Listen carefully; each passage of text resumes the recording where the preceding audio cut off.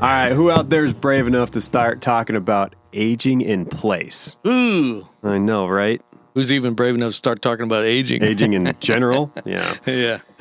So this week, we're going to dive into how the baby boomers have changed the market and how they're going to over the next 15 to 20 years. And then how the baby boomers can actually prepare themselves to be ready for that change in the market, because it is coming. It is coming. Yeah.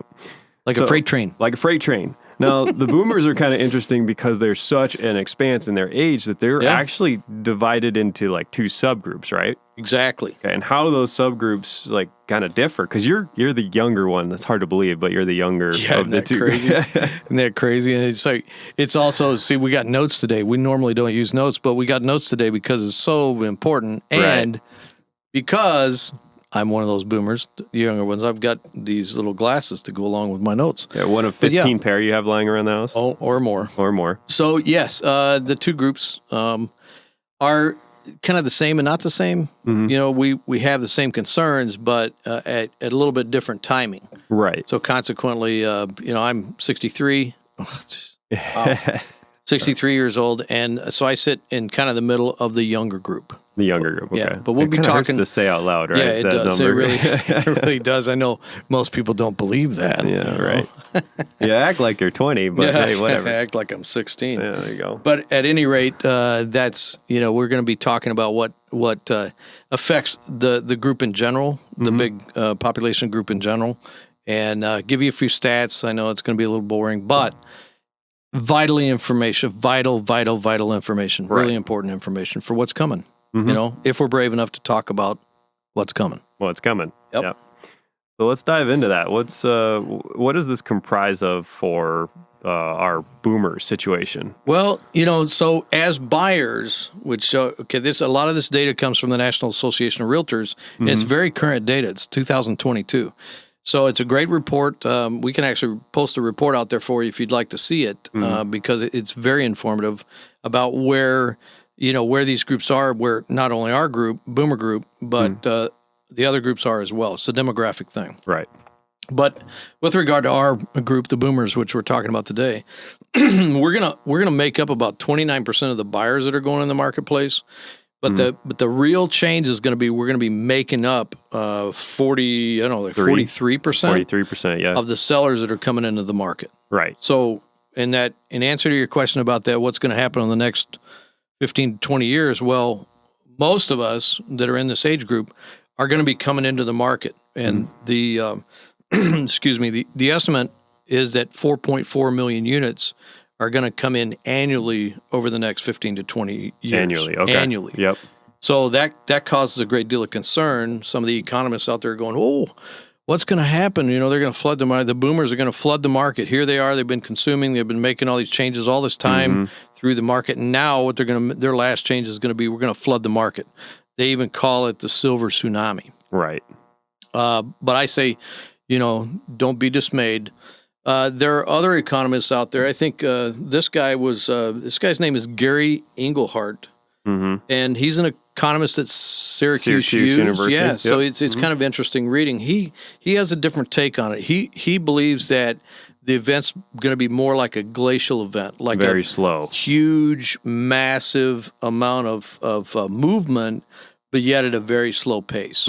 So the market has time to absorb it. Yeah, there's going to be, his data suggests that the changing demographics of population counts, things that he's looking at, are going to be able to absorb those 4.4 million units. There might be 250,000 units left over each year, but he's also assuming that changes in the housing starts and also some data that they're looking at long-term with regard to rental is going to bring more people into the marketplace to absorb that. And what does it mean to us? We've been 30, between the two of us, we have over 50 years in the business. And what does that mean to us? Well, a balanced market means a good market. That means that it could actually be for the generations that follow the boomers quite a nice situation, a better situation. Much better than, either for being able to get in. Feast or famine that we've had, just not even at all. Exactly. It's just terrible. All right, I got a question for you. As a boomer, what does this all mean, and when is the best time for me to sell? or you to sell since you're the boomer? Yeah, actually, so this is a really good question. And the reason why it is because unlike the last times that you've bought and sold properties and done whatever, the data shows that people in the age group, even, around 60 and above, the fat part of the data suggests that we're kind of buying our last house. Right. We're buying the last place that we want to live. And that a lot of times that goes without a lot of forethought. Mm-hmm. Since we haven't, we're in good shape. Most of us are not needing any additional health care or anything like that. There might be some of us that are experiencing some issues, but we're kind of approaching it in the same way that we've approached all the time. We're not really old. Right. Everything's going to be just fine, right? Right. The most you're thinking of is instead of a 2-story, I'm doing a ranch. Yeah, but that's about as far as you go. Yeah, we don't want to hoof up and down the stairs, right? Mm-hmm. Right, exactly. But let me suggest that the challenge that we have made this morning is who's willing to talk about age in place is critical. This particular deal is going to be really key because without giving the forethought that we need to give it, we're going to end up in this track that most people are in anyway. Right. Right. And that track, believe it or not, the track of getting older, our house doesn't fit us anymore. So now we have some changes and we're going to read through some of those things. We're going to actually speak through what everybody who reaches a certain age is going to, be faced with. Right. But most of that track goes into independent living and into assisted living. Right. That's been the track for the longest time. Which is incredibly pricey. Incredibly pricey, non-sustainable. It's not going to happen anymore. And it's no longer necessary. Right. Like we covered in the last episode, everything's changing on the healthcare side. It's moving to the home, right? So now we're looking for what do we need to do as boomers to pick the right time to sell the home, to pick exactly where we want it to be, because most of us are moving back toward our children, our grandchildren, our family. The major motivation for people in our price range to buy, or our age range to buy, right, is because of other concerns that most people don't look at. We're looking to get back. People are actually, I receive calls on a pretty regular basis about people moving back from Florida to be next to family. They've lost their, one lady just last week, lost her husband, lost her son in Florida, and now she's looking to move back to Michigan. And a lot of these buyers, again, data related, are moving to a smaller town environment and more rural, right, on their home purchases. A little slower pace, a little easier to get around. Yeah. So the answer about when is it going to be time for me to sell is individual, but it's also we suggest, incredible opportunity for you to educate yourself on what that might look like. Because unlike any other time in history, we've had more, because it's been coming for a long time, we've had more entry into the marketplace of this idea or this concept of universal design. And that right there is going to change everything, right, about how we're going to be able to live and what quality of life we get to choose for ourselves. Okay, right. And the construction's starting to catch up with us. We're starting to see homes that at least have zero step, but there's so much more to universal design that they're not even aware of yet. But it's out there in some cases, right? And whether we're talking about needing something 20 years from now or needing something tomorrow. I can't even impress upon you how important it is to start having that conversation. Right. Because this next move, regardless of what is happening in the marketplace overall in general, interest rates or anything like that, this whole move is one of those things that is this train is just plodding along the track, man. We're going down that deal, and at some point we're going to need these things. Unless somebody's out there that decides that they're going to quit aging, this is probably an eventuality that we can all agree is going to happen. It's going to happen. Right. You can stick your head in the sand, but it's still going to happen. So these are without belaboring their point, this is a list that I've kind of a summary of, what I think we all face as living options after reaching a certain age. We're either going to live in our current home until, and we're going to do that. Most of us are going to do that until we just simply, it's unsafe for us to occupy it anymore. Right. Right. Yep. Some of the things are going to be okay with it. You know, if we're a main floor and we got our bedroom and our bathroom and we can get into the bathroom, then that's great. Right. Mm-hmm. Now it's a possible that we can retrofit that home. But for a lot of people, it's 2 stories. It's a lot of steps. It's not going to be able to be retrofitted. Or we can move to an accessible apartment. Mm-hmm. Okay. Well, let me tell you, you know, we have a little bit of experience in trying to locate those things and trying to, you know, develop them as part of larger apartment complexes.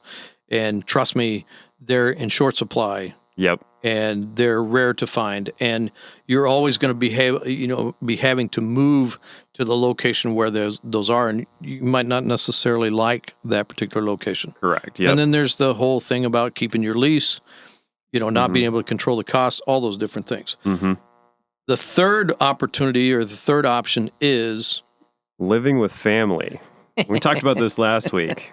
And, you know, Yeah, as much okay. as I love you, I don't want you to live downstairs. No, you know, or, and you know, it'd be like living with your son and daughter or an extended family member, and you know that it's kind of like a marriage. Those are really hard to live with, and even sometimes when you're married, it's hard to live with, right? So that, in my mind, not the best option. right. So, circling back to independent living and assisted living, you know, financially, a lot of that, like we discussed already, was covered by long-term health care insurance that was provided by the employer back in the day. Which is far and few between, if non-existent at all now. Now we're talking about rising costs. I mean, the average, if you want a nice independent living apartment, you're looking at paying $3,000 a month. You know, to get that, and you might get one meal and access to, you know, a nice facility to visit with all your friends, right? If you move into AL, and that puts you into a line that you can go into assisted living, and if you move into that line, now you're looking at paying between $5,000 and $6,000 a month, right, for the additional care, no matter whether you need a little or a lot. Yeah, it's just a one. You know, it's a monthly deal. So we're talking now about $60,000 plus each year. And then obviously memory care goes a lot higher than that. You can expect to pay between $10,000 and $12,000 a month. Now this should scare everybody. Right. Right. So that was our argument about it not being sustainable.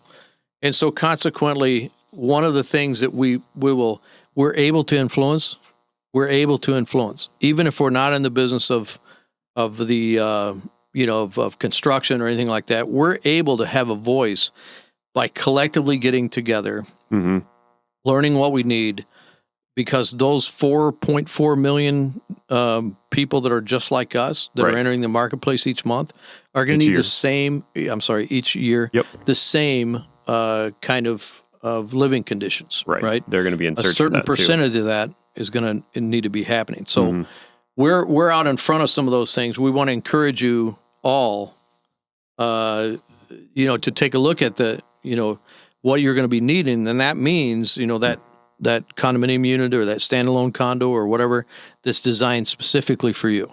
Right. You get to pick the neighborhood type thing, the living environment, what you like to have around it. You get to pick the location of where you're at, but it will not happen on its own. Right. There's just simply, first of all, developers are behind the times. Some are not, most are not. The entry into the marketplace for all these homes is going to kill off some of the speculative building developments. Right. And this is going to come to us. It's going to be up to us and our group to get together and to start to form a collective voice on what we would like to have. Right? 20 years down the road, 10 years down the road. The time to do it is not when you have a physical event and you need it tomorrow. Yeah, right? Because a physical event makes you reactionary. Instead of being active and planning for it, you have to scramble to find something that probably doesn't exist the way you would like it to be. Exactly. And in fact, that's the experience we've had working with people with disabilities. Right. So so our thing is we want to encourage everybody, please, now's the time to start smashing the like button on what you're hearing here. Right, to get more information and to joining our newsletter, because we're going to be focusing a lot on what's coming, mainly we've been involved in a development that we'll be introducing next podcast. Yep, excited about that. Yeah, but as we've gone further and further in the development, let's be quite honest, I've recognized now that I'm actually in the process of developing my last home. Right. Something like this. Something like this. Right. Yeah. And so it's interesting that we'll be a trailblazer on that. Mm-hmm. We're going to be incorporating home health care as part of the services package that's there. It's not included, but it's available to all of our owners Correct. in the slices that they need. Right. And that's the main thing there. Being a la carte, it can be cheaper for just the little things that you need. You're not paying $3,000 regardless of whether you're taking any kind of services or not. You're just paying for what you need, making it cheaper. But yeah, that's going to be really exciting to introduce. So make sure that you tune into the next podcast on that, because we're going to be talking at length about that development. It's in a small town to the east of us, but it will be indicative of what is going to happen in the marketplace, what has to happen in the marketplace to be able to service our needs. Yeah. So again, you tell them, smash the like button. Smash that like button. Smash that like button. Travis, put it right here, please. Yeah. And also be sure to subscribe. Every time we have something new come out, you'll be notified of it. And we plan on doing, not just this, but we'll have other groups that we'll be talking to. But next week, we will be talking about this development that we're doing that will be universally designed. And I think we'll get more into universal design and what that means, because it's far, far more than just, zero step into the house. We're going to talk a little bit about that. But I'm also going to be putting up some items on our website at expectmore.com that you'll be able to have access to. Honestly, I think I'm going to go ahead and post the PDF from the National Association of Realtors that also, reinforces what we're doing, along with some more specific information that will be useful to us boomers. Correct. Yep. And then also, while you're out there, you can take a look at our podcast, yes, but also our newsletter. We will have past newsletters on there, the newest updated newsletters. If you'd like those to come directly to you, you can also sign up on our website to receive newsletters and any other information that you'd like. But for now. And this newsletter is going to be actually some pretty detailed information about what we're talking about today. Right. Yeah. Yep. And we do try to have those correlate as much as possible, right? So that we're not s'moring you. keep using that term. For those who don't know what s'moring is we can talk. We've been given that gift. We have no problem talking. No problem talking. Well, thank you so much for your time. Thanks for watching. We really appreciate each and every one of you stop by and spend time with us. But until the next time, thanks for stopping by. The More You Know podcast.